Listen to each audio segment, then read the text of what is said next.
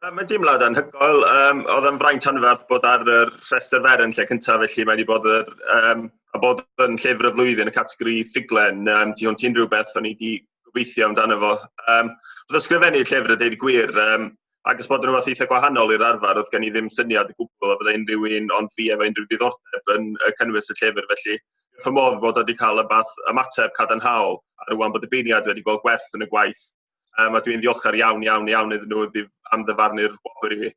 A llai ddeu hefyd, mae dwi'n diolchgar iawn hefyd i'r golygydd Meleri Wyn James am ei gwaith golygu ar y llyfr, a diolch i'r Lolfa am ei cefnogaeth yn gyffredinol. A diolch i fy mam hefyd a gafodd olwg ar drafft cyntaf a awgrymiadau ambell newid iaith i'r nofel. A llai hefyd dweud bod dwi'n hynod ddiolchgar i'n partner Llunos am fod yn super mam yn gyffredinol a jyglo popeth roed amser a llonydd i fi all ysgrifennu yn y lle cyntaf mewn tŷ efo 4 o blant yn efo. A diolch i'w rhieni hi, Roy Marian a fy mam i hefyd am ei help mawr efo'r plant a'i cefnogaeth nhw hefyd. Mae'n nofel Agersalwm, sef steampunk ydi Agersalwm yn Saesneg. Ond be ni eisiau gwneud, o'n eisiau deud stori Cymru yn ail hanner y 14th ganrif ar 15, a ni'n meddwl y bydda'r genre hwnnw sy'n cynnwys elfennau o ffuglen wyddonol, ond y seiliedig ar dechnoleg y cyfnod yn caniatáu fi amlygu rai o'r thema'r cyfnod y welly. O'n i wedi allan rai gweithiau eraill yn y genre ac yn gweld fo'n trafod nifer o'r pynciau ni'n meddwl oedd mwy diddorol am y 14th ganrif ar 15. Felly mae'n nofel am y gorffennol, mae hefyd yn nofel am be mae'r gorffennol yn ei ddeud am ein cyfnod ni heddiw. Oedd yr cyfnod yna ail hanner 14th ganrif ar 15 yn cyfnod o pandemics iechyd, newid technolegol mawr, newyddion ffug, propaganda, gwleidyddiaeth poblyddol. Hefyd twf mawr yn y wasg Gymraeg a Cymreig a twf mewn mudiadau cenedlaethol yng Nghymru. A ni'n meddwl oedd yr holl bynciau yna yn cael eu trafod ar y pryd. Yn amlwg o'n i'n gwybod am coronavirus ar y pryd pan o'n i'n trafod rai o'r pynciau yn ymwneud â problemau iechyd ac yn y blaen. Ond mae yna parallels bron y bod i nhw gyd yn ein cyfnod ni. A ni'n meddwl bod yna gymaint o sgôp yna drafod yr pynciau yna, trafod beth oedd nhw'n ei ddeud am ein cyfnod ni heddiw hefyd.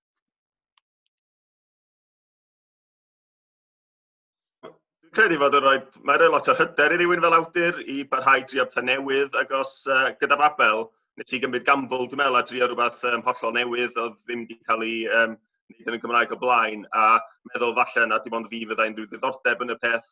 Ond dwi'n meddwl bod angen gwneud rhagor o hynny, bod angen gwahodd rhagor o sgrifennu ffuglen wyddonol a ffantasi yn y Gymraeg, ac os meddwl, na ni ydy'r diwylliant nath gynhyrchu'r Mabinogi sydd wedi ysbrydoli pobl fel R.L. Tolkien a J.K. Rowling. Fel ddysyn ni ymfalchio'n hynny a wneud mwy o le i weithiau ffantasi a ffuglen wyddonol yn ein llenyddiaeth ni, a falle ddim ystyried bod nhw'n eilradd falle i gweithio mwy realaidd yn lle. Felly, gobeithio bydd hynna'n y ffaith bod fi wedi ennill y wobr yn ysbrydoli eraill hefyd sydd falle eisiau trio pethau newydd o fewn llenyddiaeth Gymraeg i fwrw ymlaen a gwneud hynny hefyd. Dwi'n meddwl da ni mewn bybl ar un o bryd, da ni wedi byblo fyny gyda rhieni Llunos, fy rhieni'n nghyfraith lli. Falle agor botel o champagne yn yr ardd gyda nhw, pobl sydd o fewn ein swigen ni. Yn yr hir dymor, gobeithio, falle bydd modd mynd allan i gael pryd o fwyd i ddathlu. Dwi'n meddwl, mae gen i nofel arall ar ei hanner yn hyn o bryd, felly falle na i ddathlu trwy wneud dwi'n mwynhau ora, sef eistedd lawr ar ôl i'r plant mynd i'r gwely a gweithio ar y nofel yna, mwynhau ysgrifennu a creu bydoedd newydd.